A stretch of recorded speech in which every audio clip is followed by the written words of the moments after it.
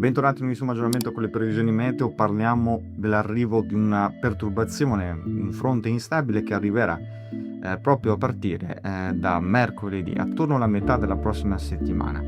Ma purtroppo dobbiamo ancora goderci questo clima rovente dalle caratteristiche africane, quindi purtroppo con questo anticiclone che si dispone fin verso il nord Europa porterà dei valori record e continuerà a farlo, portandosi sulla Polonia, sulla Germania,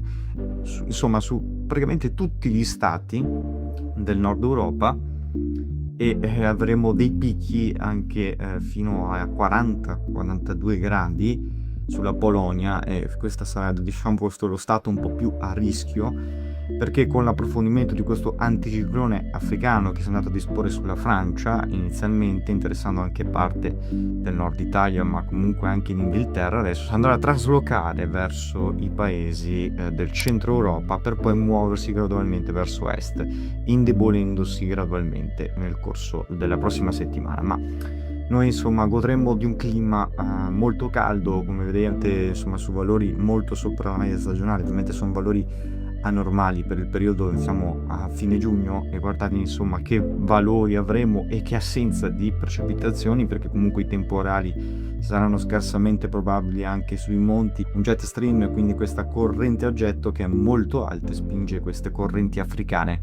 verso di noi. Tra domenica e lunedì avremo dei record su questi stati, ma poi come vedete lunedì tenderà gradualmente il caldo africano a spostarsi verso est, proprio per il flusso di correnti un po' più umide oceaniche che andrà a interagire in questi giorni sull'Inghilterra, andrà poi spostandosi gradualmente verso l'Europa occidentale. Come vedete le temperature massime che registreremo nella giornata di lunedì saranno decisamente elevate, dei picchi fino a 41 gradi addirittura.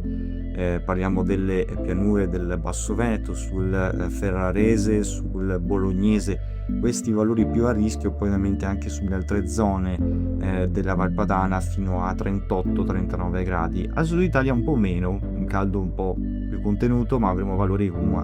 insomma tra i 34 e i 37 gradi, con dei picchi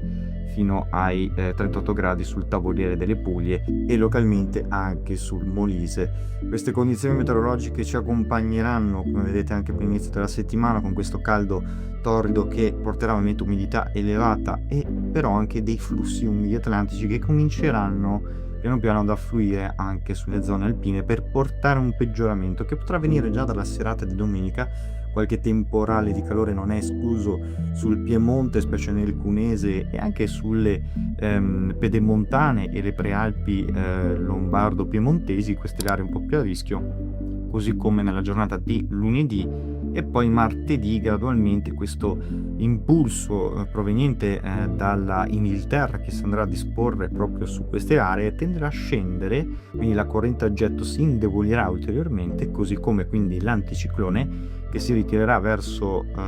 est, e l'anticiclone azzurriano che si disporrà sui paesi dell'Europa occidentale, consentendo quindi questa massa d'aria un po' più fresca di affluire sulla nostra regione, per apportare un calo termico anche di 8-9 gradi, soprattutto sulle regioni del nord inizialmente. E poi, come vedete, le precipitazioni attese nella giornata di mercoledì dal pomeriggio saranno veramente rilevanti, ed è possibile assistere a dei fenomeni molto intensi con delle multicelle organizzate, ma soprattutto anche delle supercelle temporalesche, questi fenomeni che portano delle grandinate, quindi anche fino a grosse dimensioni, visto che il Cape, tutta quanta l'energia che si andrà a accumulare in questi giorni,